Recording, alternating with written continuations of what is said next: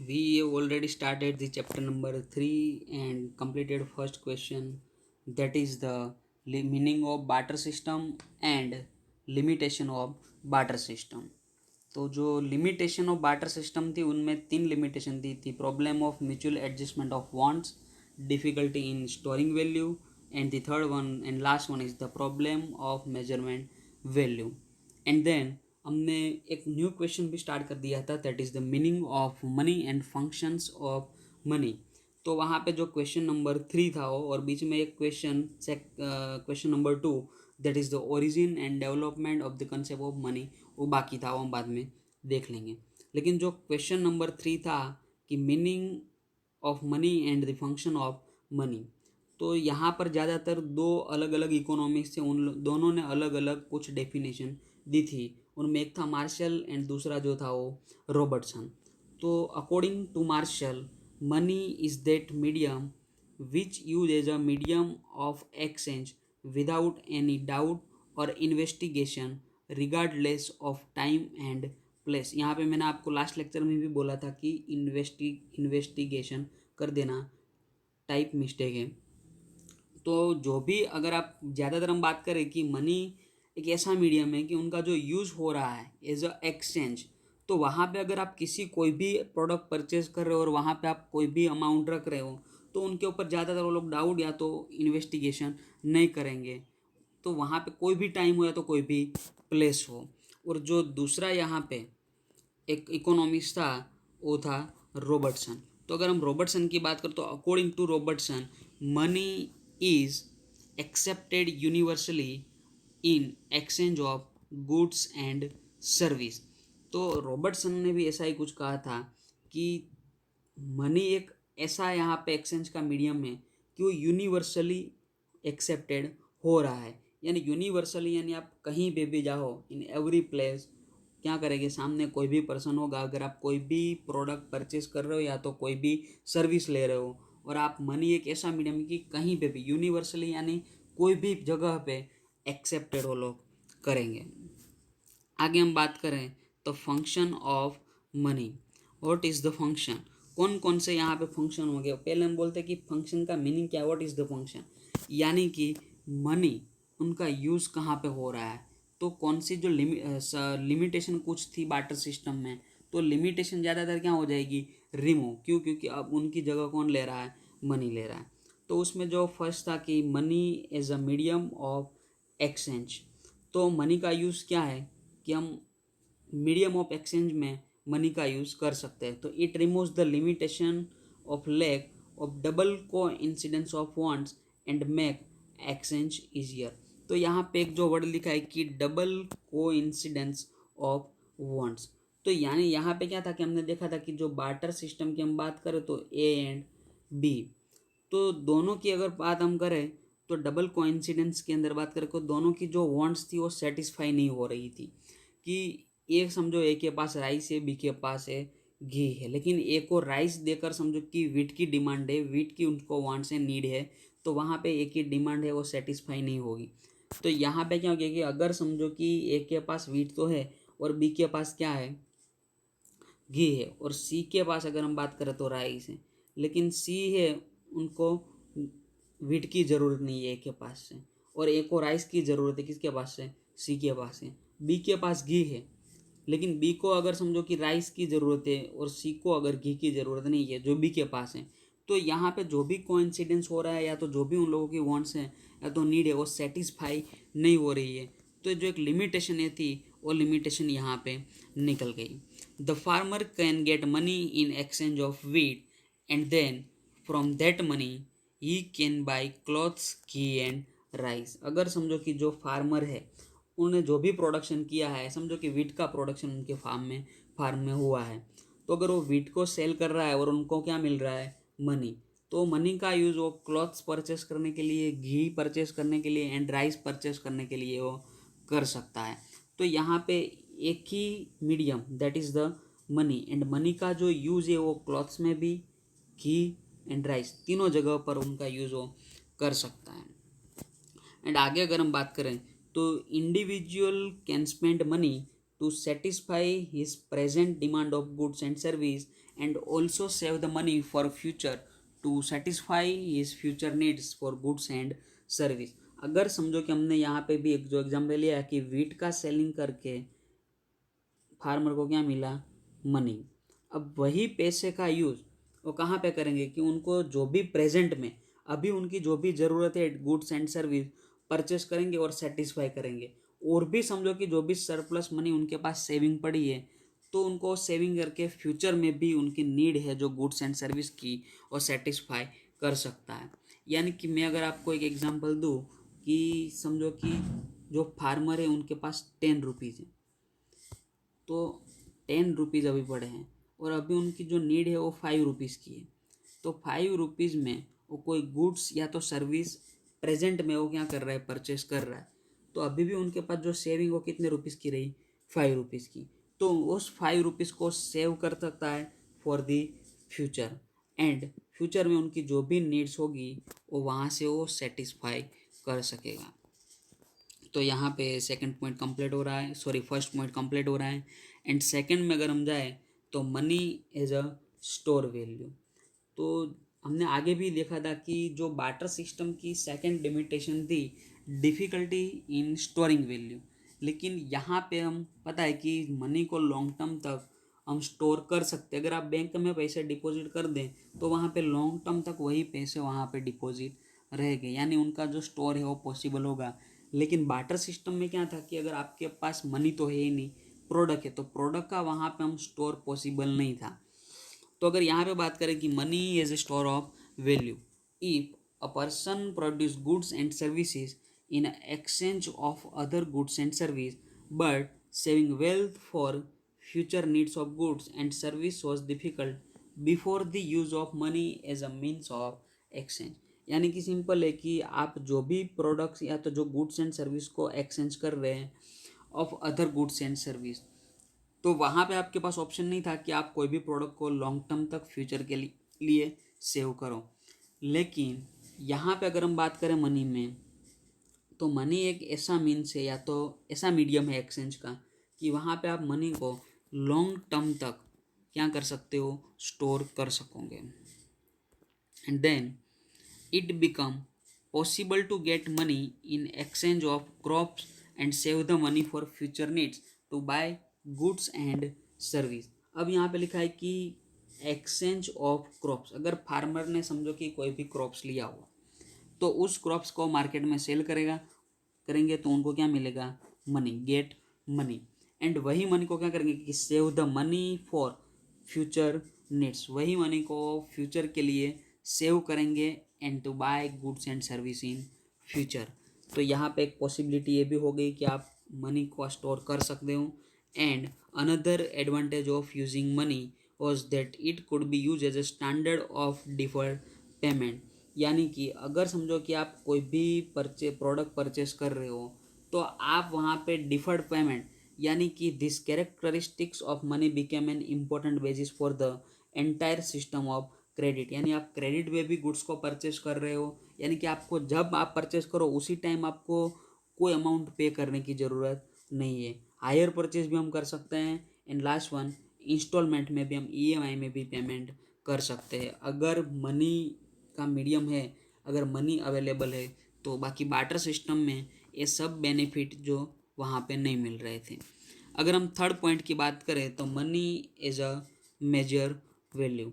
तो हम मनी को ज़्यादातर पता है कि बार्टर सिस्टम में क्या प्रॉब्लम हो रहा था कि मेजरमेंट ऑफ वैल्यू का एक प्रॉब्लम था, थर्ड लिमिटेशन। तो यहाँ पे वो लिमिटेशन भी सॉल्व हो रही है कि in barter system it was difficult to remember the exchange rate and value of each of the goods and service. तो वहाँ पे हमें पता था कि मेजरमेंट में जो प्रॉब्लम था वो था कि एक एग्जांपल भी मैंने आपको हमने देखा था कि 20 kg of wheat is equal to 40 kg of rice and 10 metres of textile and 1 kg ghee. लेकिन अगर हम मॉडर्न स्ट्रक्चर की बात करें तो वहाँ पे क्वेश्चन आ रहा था अरेंजमेंट की कि how much textile can exchange for 1 kg of ghee और how much rice can exchange for 1 kg of ghee. It become difficult to determine such a measure and an need a universally acceptable measuring rod. ऐसा एक हमने example देखा था कि अगर समझो कि हम 10 मीटर क्लॉथ्स दे रहे हैं तो उनके सामने वीट की क्या वैल्यू होगी, वो हम याद भी नहीं रख सकते थे। और उस टाइम भी प्रोडक्ट तो ज़्यादा ही थी, तो कौन सी प्रोडक्ट के सामने कितनी प्रोडक्ट हमें मेजरमेंट लेना है वो वहाँ पे प्रॉब्लम आ रहा था। लेकिन अब मनी का एग्जिस्टेंस है, अवेलेबिलिटी है, तो ये सब जो डिफ़िकल्टी थी या तो जो प्रॉब्लम थे वो सॉल्व हो गए। In barter system it was difficult to remember the exchange rates and value of each of the goods and service for 20 kg, sorry यहाँ पे आप ऑफ कर देना, 20 kg of wheat equal to how much kg of rice and equal to how much meter of clothes and equal to how much kg of घी। यानी कि 20 kg wheat के सामने हमें राइस कितने लेने हैं, कितना मीटर क्लॉथ्स लेना है and how much kg of ghee. तो बार्टर सिस्टम में प्रॉब्लम था, लेकिन यहाँ पे सोल्व, क्योंकि यहाँ पे 20 kg के सामने हमें कोई प्रोडक्ट नहीं लेनी है, क्या लेना है, अमाउंट मनी ही लेनी है, रुपीस। एंड अगर हम आगे की बात करें तो next is the while another hand money makes the easier allowing the value of a different goods and service to be compared and assessed against each other। यानी कि अगर समझो कि हमें कंपैरिजन करना है डिफरेंट गुड्स एंड सर्विस का, तो हम एग्जांपल लेते हैं यहाँ पे कि अगर वीट की बात करें तो वीट की जो वैल्यू हम एग्जांपल के तौर पे ले रहे हैं कि 20 रुपीज़ पर kg। एंड अगर दूसरा एग्जांपल की हम बात करें कि राइस, तो उनकी वैल्यू हम ले रहे हैं 40 रुपीज़ पर kg। तो यहाँ पे अगर हमें जो डिफरेंट गुड्स है, वीट है एंड राइस है, तो उनके हमें कंपैरिजन करनी है या तो उनके पर हमें कोई असेसमेंट करना है, तो हम असेसमेंट भी वैल्यू की तरह कर सकते हैं। तो हमें यहाँ पे डायरेक्टली पता चल रहा है कि जो वीट की वैल्यू है वो राइस से क्या है, कम है। तो money makes the easier allowing the value of a different goods that is the wheat and rice to be compared and assessment against each other। तो यहाँ पे अगर मनी का एग्जिस्टेंस होगा तो हम उसकी वैल्यू कोई भी प्रोडक्ट की मेजर भी कर पाएंगे, और साथ साथ अगर हमें कुछ कंपैरिजन करनी है या तो असेसमेंट करना है वो भी हम वहाँ पे कर सकेंगे। Thanks friend.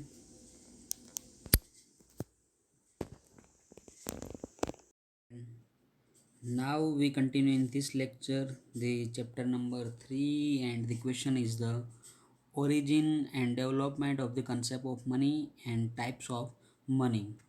In the previous lecture we have completed the meaning of barter system and the limitation of barter system, and the second question is the meaning of money and function of money. And now we continue for the origin and development of the concept of money।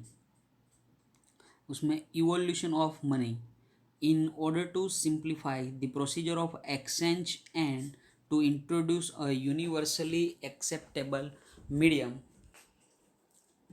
which satisfy the store value function under the barter system, and commodities and animals were used as a medium of exchange। तो अगर हम history में पीछे जाए तो हमें पता था कि आफ्टर 1947 हम डेमोक्रेसी में आ गए थे। एंड उनके पहले की हम बात करें तो यहाँ पे ब्रिटिश गवर्नमेंट थी। एंड देन उसके पहले की बात अगर हम करें तो दिल्ली सल्तनत, मुग़ल, एंड उनके पहले हमारे यहाँ पे हिंदू किंग थे। तो उस टाइम की अगर हम बात करें तो ज़्यादातर बिफोर 2000 ईयर उस टाइम इंडिया के अंदर या तो कोई भी कंट्री हम ले ले कि कहीं पे भी जो मनी था, मनी का कोई एग्जिस्टेंस नहीं था। तो उस टाइम की अगर हम बात करें तो उन दिनों में बार्टर सिस्टम अवेलेबल थी। यानी बार्टर सिस्टम का मीनिंग हमने देख लिया था, exchange of the goods and service against the exchange of goods and service. तो उस टाइम एनिमल्स एंड कमोडिटीज़ इन दोनों का यूज़ हो रहा था as a medium of exchange. यानी कि आज जिस तरह से मनी का यूज़ हो रहा है उसी तरह उस टाइम पे कमोडिटी एंड एनिमल्स का यूज़ हो रहा था। तो जो भी यहाँ पे प्रोसीजर थी कि एक्सचेंज की, उनको सिंप्लीफाई करने के लिए एक यूनिवर्सली एक्सेप्टेबल मीडियम हमने इंट्रोड्यूस किया, और उस टाइम पे कमोडिटी एंड एनिमल्स दोनों थे, हम यहाँ पे याद रखेंगे। एंड आगे हम बात करें तो आप यहाँ पे देख सकते हो कि करेंसी इवोल्यूशन। तो सबसे पहले जो यहाँ पे इंडिया में बार्टर सिस्टम थी जो अभी हम देख रहे हैं, उनके बाद कॉइन्स आए। तो जिस तरह से जो राजाशाही शासन था या तो जो साम्राज्यवाद था उस तहत की बात करें तो वहाँ पे कॉइन्स अवेलेबल थे, लेकिन उनके भी कुछ लिमिटेशन हम देखेंगे आगे। एंड उनके बाद पेपर करेंसी जो आज भी एग्जिस्ट कर रही है। एंड प्लास्टिक मनी की अगर हम बात करें तो हमें पता है कि debit card and credit card ये दोनों प्लास्टिक मनी है।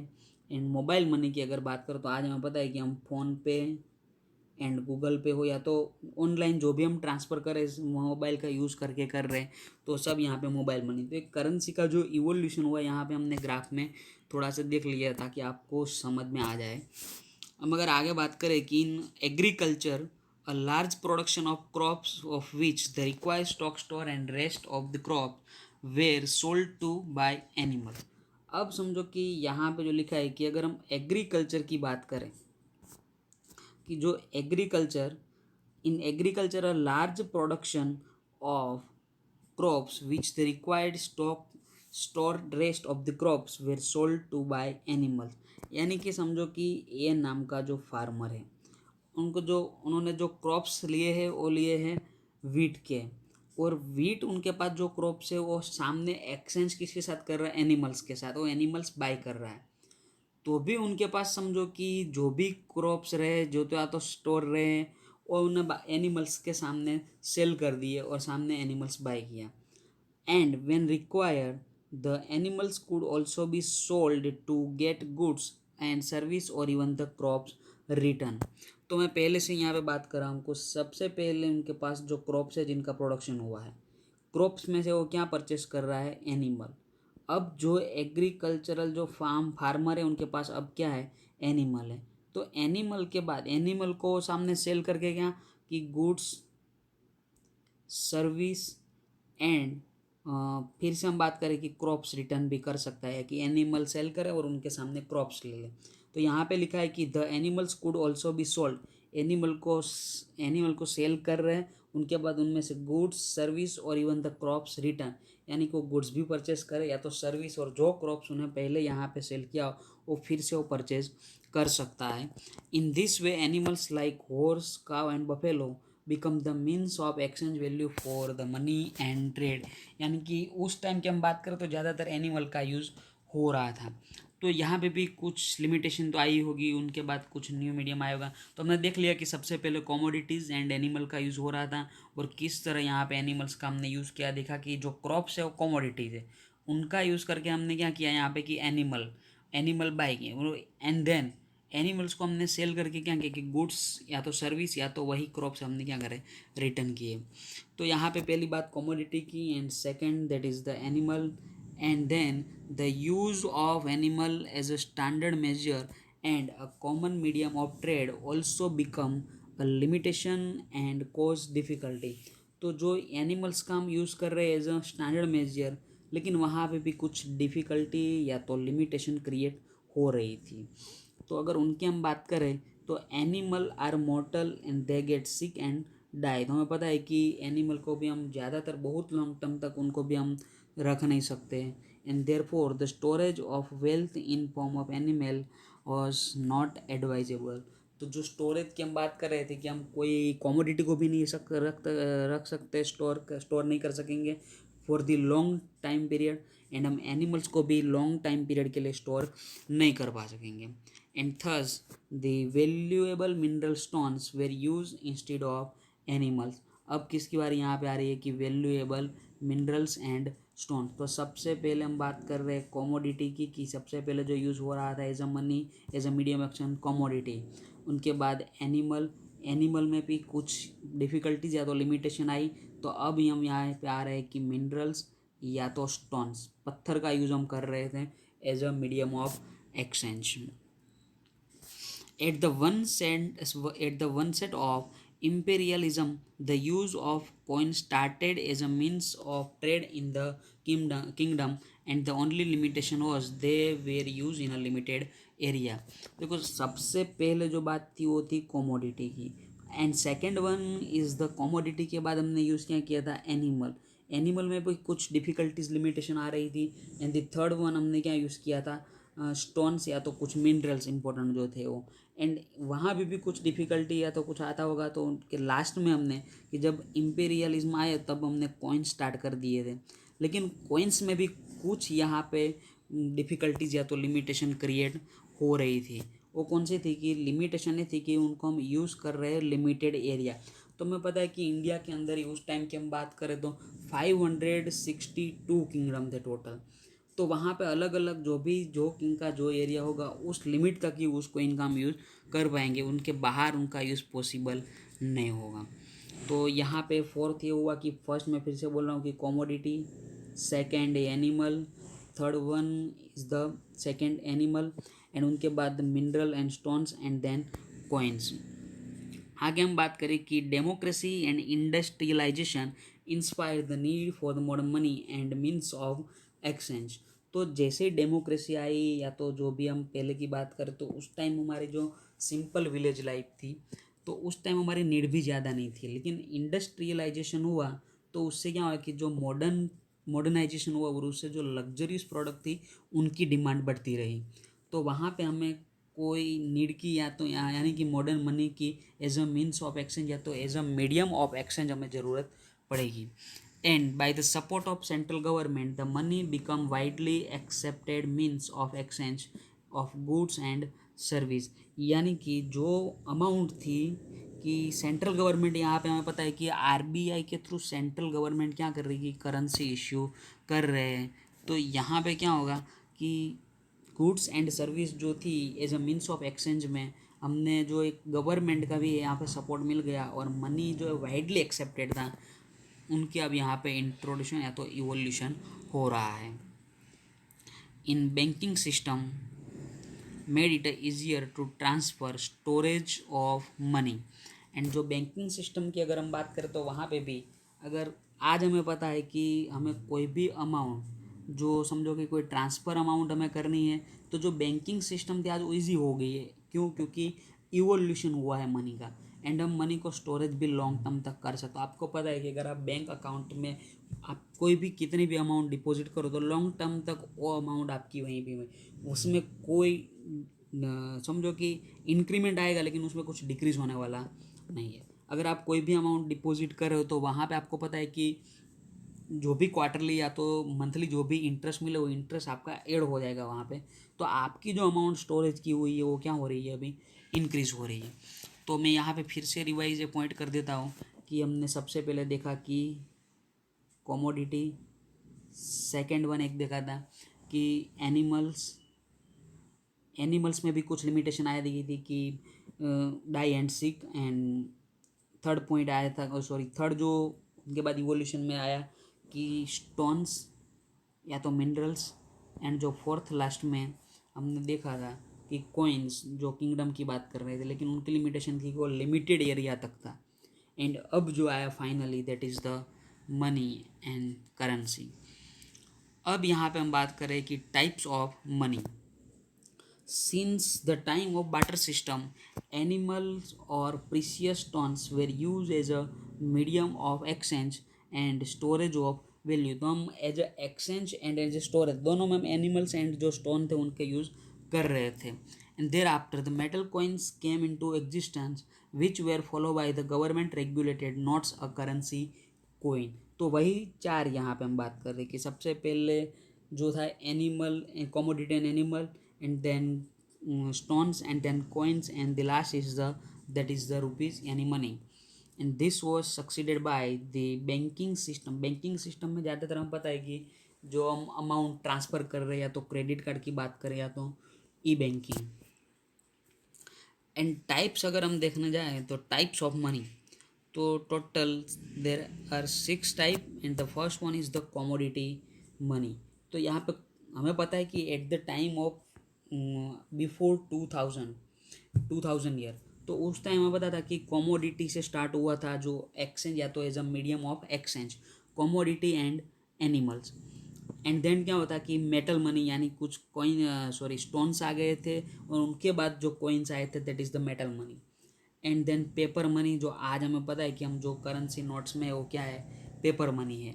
एंड प्लास्टिक मनी की बात कर हम सकते हैं कि credit card and debit card. And जो लास्ट में बैंकिंग मनी यानी कि ई बैंकिंग की बात कर रहे हैं यहाँ पे, कि हम जो मोबाइल थ्रू या तो इंटरनेट थ्रू जो हम यहाँ पे मनी ट्रांसफ़र कर रहे हैं उनकी बात। तो आपको यहाँ से जो क्वेश्चन आएगा types of money, but types of में हमें कुछ डीप में नहीं जाना है, लेकिन सिर्फ ऊपर के पॉइंट ही याद रखने हैं। That is the types of money. जो 6 टाइप जो दिए है वो छः पॉइंट हमें ध्यान में रखने हैं, क्योंकि एग्ज़ाम में 1 सेंटेंस में पूछ सकते हैं, या तो यही क्वेश्चन 2 मार्क्स में भी पूछ सकते हैं कि give the types of money. And there are 6 type. That is the first is commodity money, second is the animal money, third is the metal money, fourth is the paper money, fifth is the plastic money, and the last banking money जो invisible है। और हमें पता है कि ज़्यादातर हमारे हाथ में नहीं आ सकता, लेकिन इनविजिबल यानी ई मनी जो सिर्फ हम ट्रांसफ़र कर सकते हैं। Thank you.